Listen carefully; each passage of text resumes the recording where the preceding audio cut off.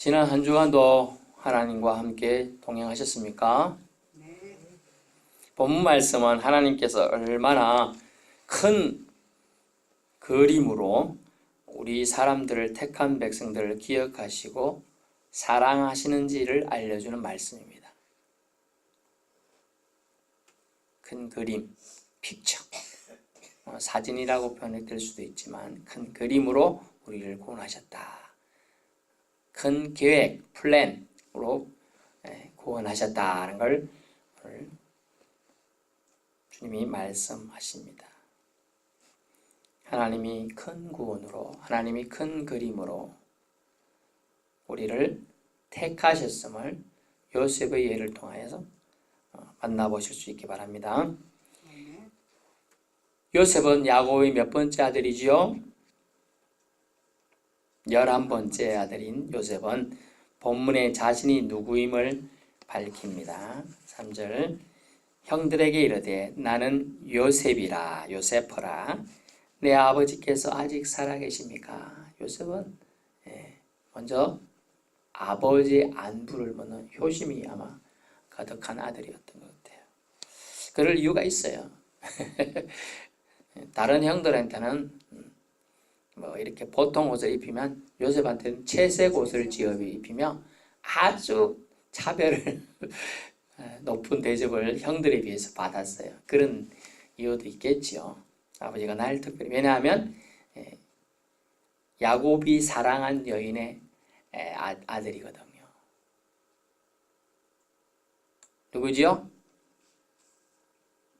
라헬입니다. 라헬. 라헬이 낳은 아들이기 때문에 특별히 더 좋아하고 사랑하고 챙겨줬어요. 그런 편애 때문에 요셉은 희생되게 되지만 그것이 어떻게 하나님의 큰 그림으로 엮어지는지를 오늘 보게 됩니다. 그래서 요셉은 형들에게 이르되 나는 요셉입니다 라고 말합니다. 그러자 얼굴 모양이 바뀌었죠. 요셉은 몇 살 때 도단에서 미디안 상인들이 잡혀갑니까? 17세 때 잡혀갑니다.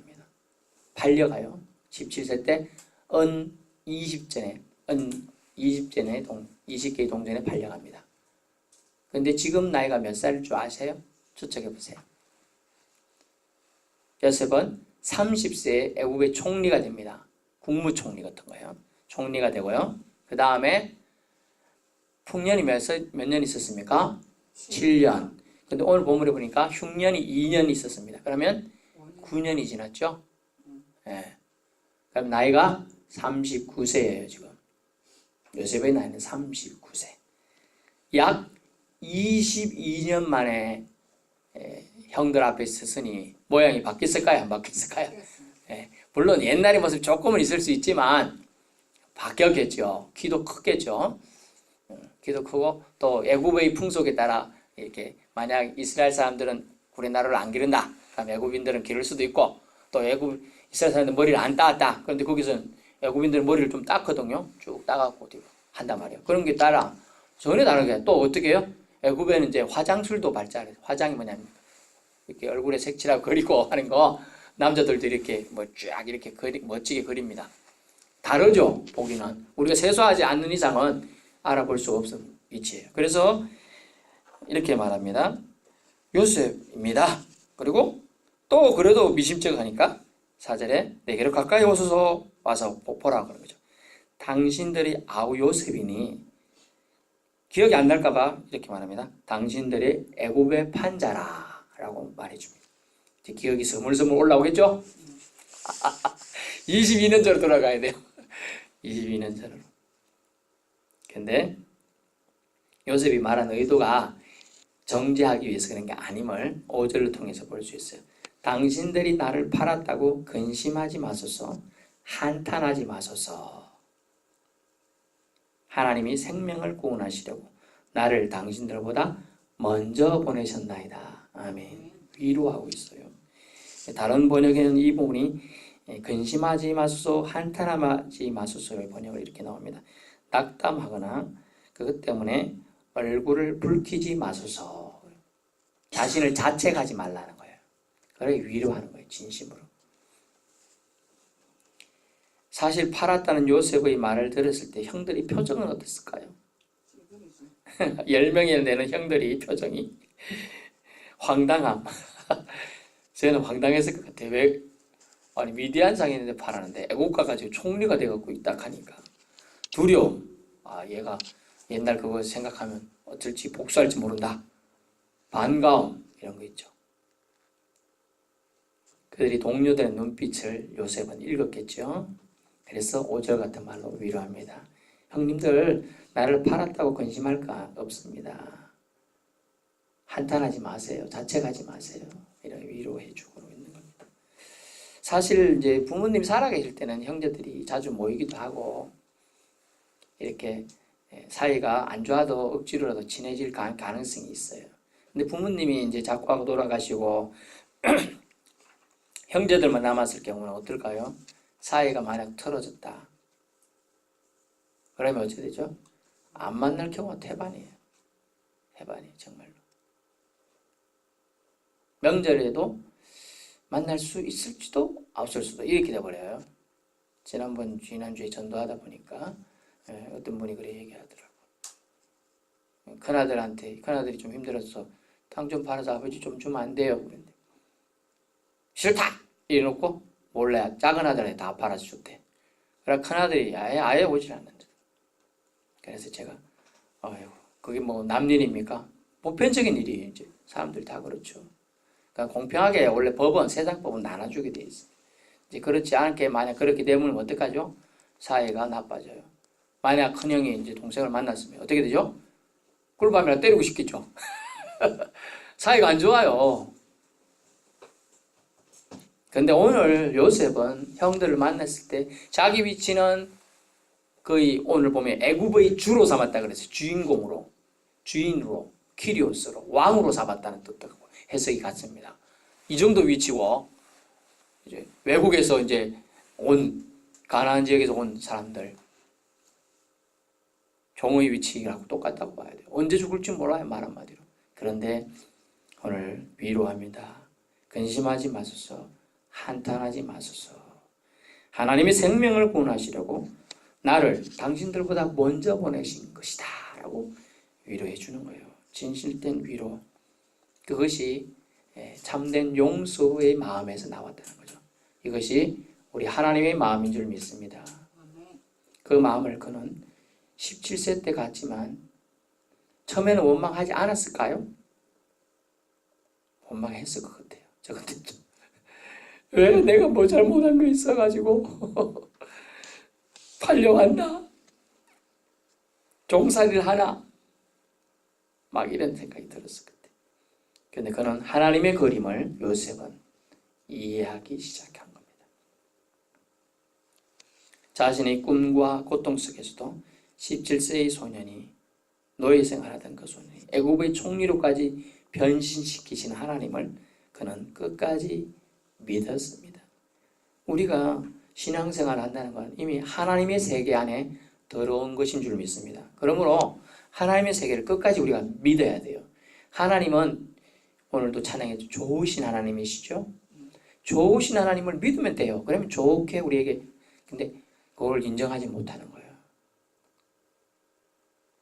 좋으신 하나님이에요. 하나님이 큰 그림, 즉 뭡니까?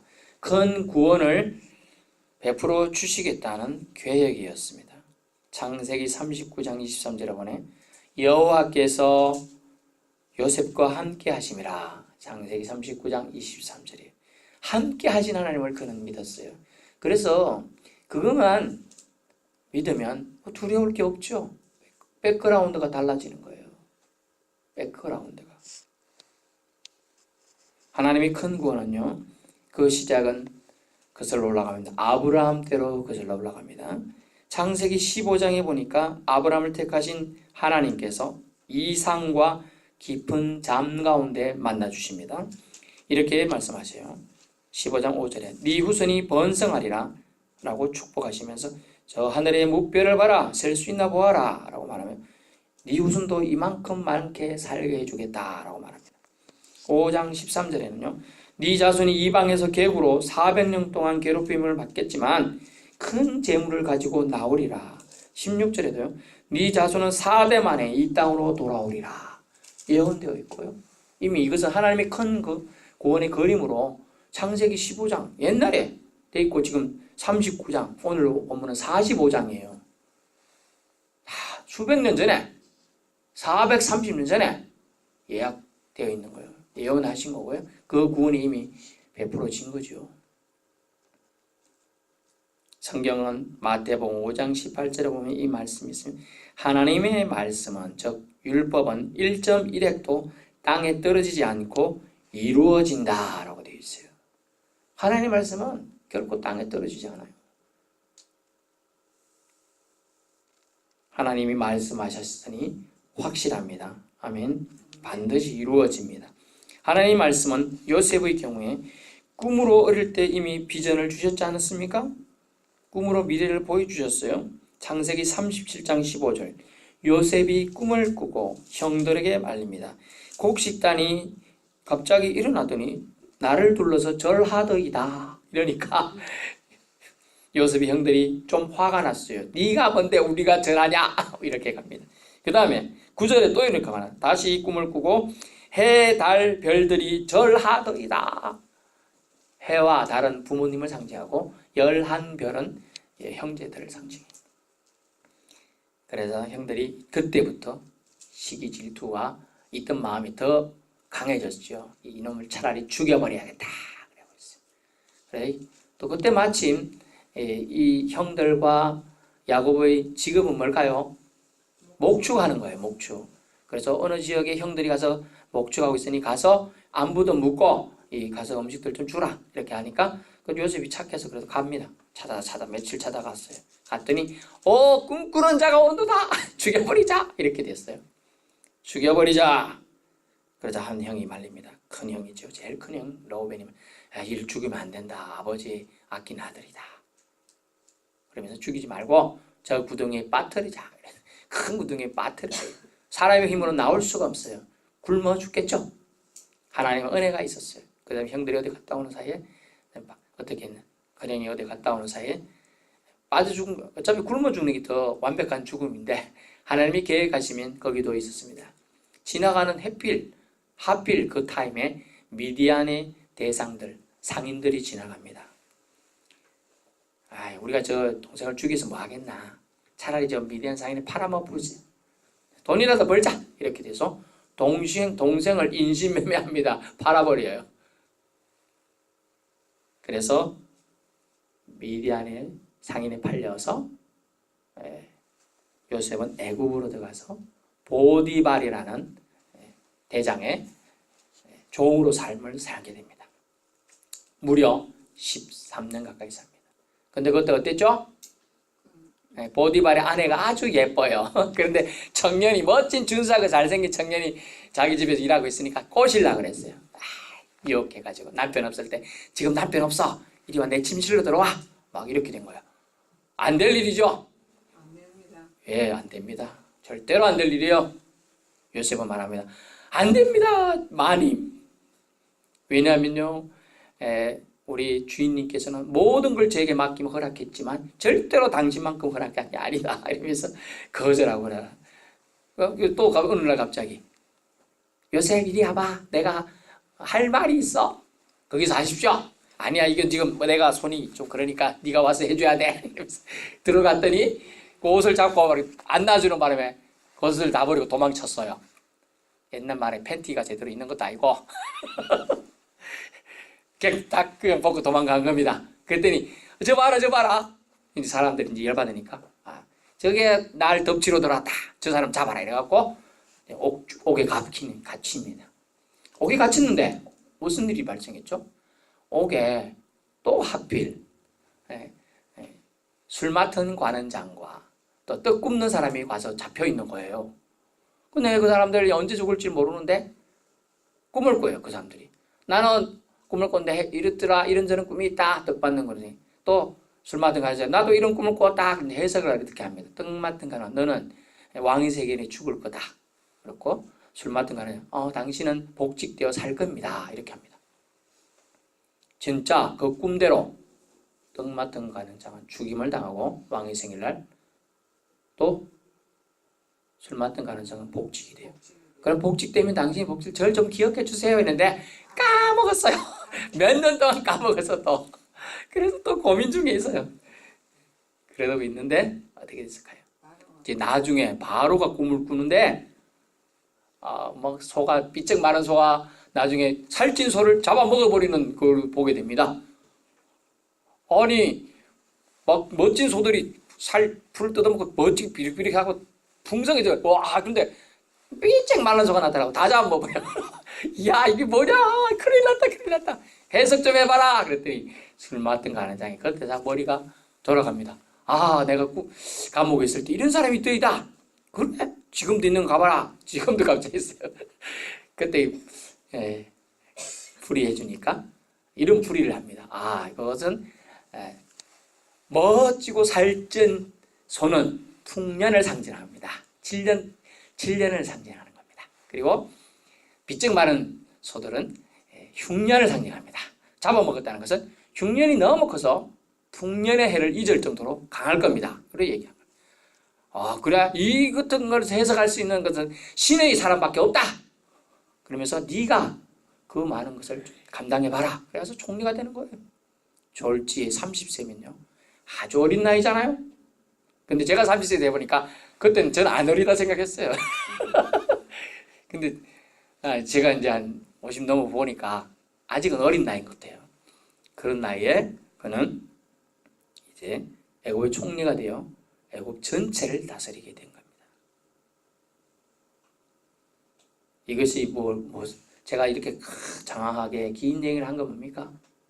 하나님의 큰 그림이 있다는 거죠. 하나님의 큰 구원의 계획이 있음을 이 요셉이라는 한 인생을 통해서 나타내고 있는 거예요. 어떻게 보면 불행이죠. 어떤 불행이 있었어요?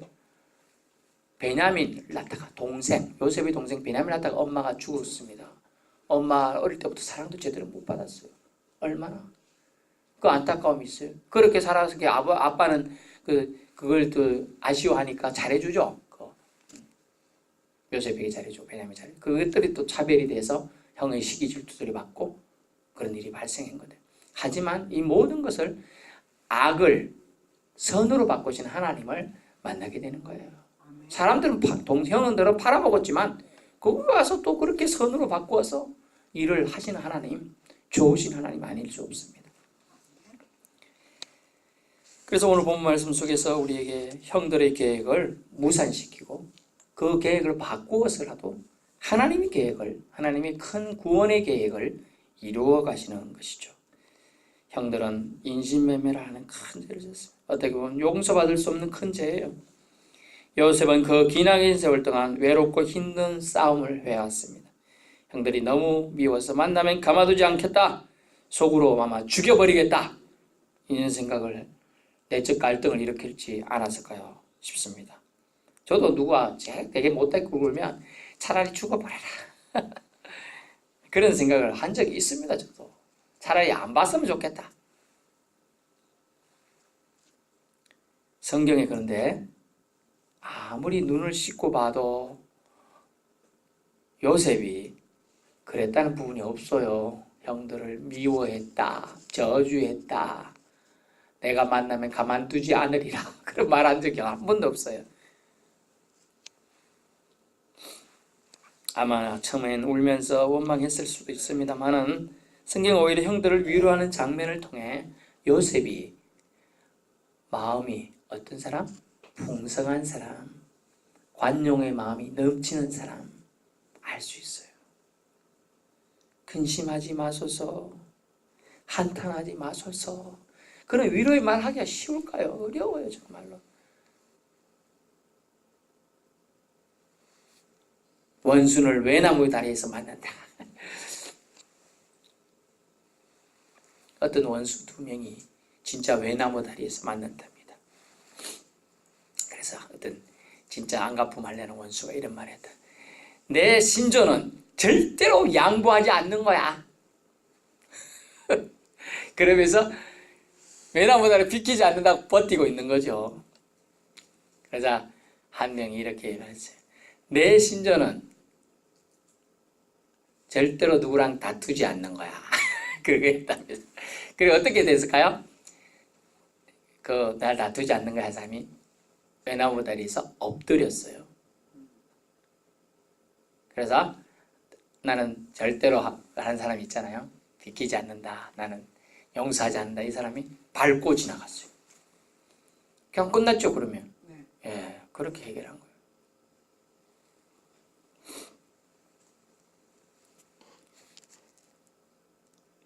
요셉이 오늘 한 말은 하나님이 큰 구원 베푸실 계획하심 때문에 이 모든 일이 있었다는 거예요. 낙담하나 하거나 얼굴을 붉히지 않고 부끄러워서 얼굴을 붉히지 않는 것. 그런 것을 요셉은 오늘 형들을 만났을 때 위로하는 말을 건네는 겁니다. 7절을 보십시오. 하나님이 큰 구원으로 당신, 즉 형들의 생명을 보존하고 후손들을 세상에 계속 이어나가게 하시려고 나를 당신들보다 먼저, 따라해보세요. 먼저 보내셨나이다. 주체가 누굽니까? 하나님입니다. 하나님. 하나님이 하신 일이라는 거예요. 하나님이 하셨기 때문에 이 모든 일이 용서가 가능한 거예요. 자기가 한 게 아니거든요. 요셉이 잘나가지고 총리 된 거예요? 아니잖아요. 요셉이 꿈을 해석할 수 있도록 기회를 누가 주었습니까? 하나님이 준 거예요. 자기가 총리 됐어요. 내가 잘나서 됐으면 형들도 징계하고 뭐 잘난 척 할 수 있고 열받으면 저 가나안 쳐들어가서 없애버릴 수도 있는 그런 거예요. 그러나 그게 아니라는 거예요. 나를 나되게 하신 건 하나님의 은혜임을 그가 깨달았기 때문에 총리가 되었어도 겸손할 수 있었던 거예요. 하나님이 하신 일이 당신들 탓이 아니라고 위로할 수가 있었습니다. 정확히 말하자면요, 용서합니다. 넓은 관용으로 용서합니다. 여기서 우리는 형제에 대한 용서와 사랑의 마음에 대해 생각해 보아야 합니다. 내가 먼저 손 내밀지 못하고, 내가 먼저 참아주지 못하고, 내가 먼저 용서하지 못하는 게 진정한 크리스찬이 아님을 알 수 있어요. 더 먼저 우리가 손 내밀어야 한다는 거죠. 정말 어렵잖아요. 기분 나빠서 학교에서도 누구랑 싸운다든가 형제에게 다퉜을 때 어때요? 미안해. 이 먼저 말하기 얼마나 어려워요. 먼저 말하기가 얼마나 어려운지 몰라요. 네가 먼저 사과해. 그럼 나도 사과할게. 그러면서 또 싸워. 그래서 선생님 강제로 또는 부모님 강제로 두 손 잡아 악수해. 이렇게 합니다. 악수해. 그럼 어떻게 되죠? 뒤로 가서는 뒤로 또 집박고 있어. 앞으로는 내 손잡고 뒤로 이렇게 집박는다니까요. 저도 해봐서 압니다.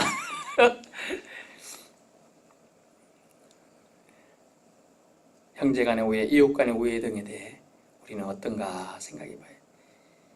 우리가 요셉만큼 애꿎은 오해와 왕따, 인신매매, 죽음의 위험, 감옥의 위험, 이국 땅에서의 고생을 한 사람이 우리 중에는 없지 않습니까? 그 속에 하나님의 사랑이 그대로 녹아있는 거예요. 우리의 인생도 사실은 솔직히 말하면 여러분 보고 글을 잘 써서 쓴다면 인생 기록을 한번 써봐라 하면 얼마나 많은 걸 쓸 게 있겠습니까? 나는 쓸 게 없어요. 아니에요. 다 자서전 쓸 거 있어요. 사실 진정한 용서는 어려워요.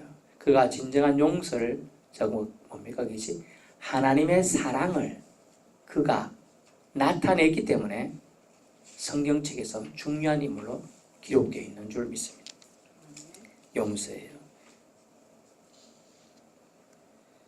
말은 악수하면서 네 죄를 사하겠노라고 하면서요, 화가 나거나 어려움이 닥치면 다시금 정죄하는 것이 우리 인생이에요. 또 의심하고 불평불만을 늘어놓습니다. 그대로 표출되게 된다는 거죠. 우리 예수님을 생각해 보십시오. 하나님의 사랑을 가지고 이 땅에 내려왔지만 사람들이 모진 박해와 박대 속에서 살다가 가게 되는데 그 용서의 마음을 끝까지 품고 운명하시는 순간까지 화해와 용서를 전하다 하시지 않습니까? 결론입니다. 우리는 오늘 성경 역사 속에서 하나님의 다스리심 속에서 하나님의 큰 그림을 보았습니다. 하나님이 약속하신 대로 믿음의 후손들이 하나님의 보호하심과 계획하심 아래 큰 그림, 즉 큰 구원, 이스라엘 백성 전체의 구원이에요. 결국은 처음에는 야곱 가문의 구원이지만 나중에는 이스라엘, 야곱이 다른 말로 이스라엘입니다. 이스라엘 이름표 바꿔줍니다. 전체가 70명이 나중에 지금 들어가지만 요셉 때 오늘 본문에 들어가게 되는 계기가 됩니다. 나중에 나올 때는요 200만 명에 가까운 사람이 나옵니다. 여러분 놀랍잖아요. 70명이 들어갔는데 700명, 7,000명도 아니고 7만 명도 아니고 200만 명 가까이가 나온다니까요. 엄청난 예언대로 하나님의 큰 구원에 아브라함이 약속하신 큰 그림, 큰 구원이 이루어지게 되는 것이죠.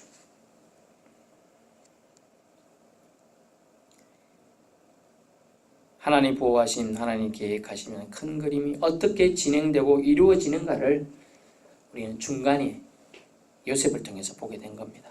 억울하게 살다가 인생을 마칠 것 같은 인생을 하나님께서 함께 하심으로 하나님이 심어주신 꿈대로 이루시는 과정을 오늘 지켜보았습니다. 들어보았습니다.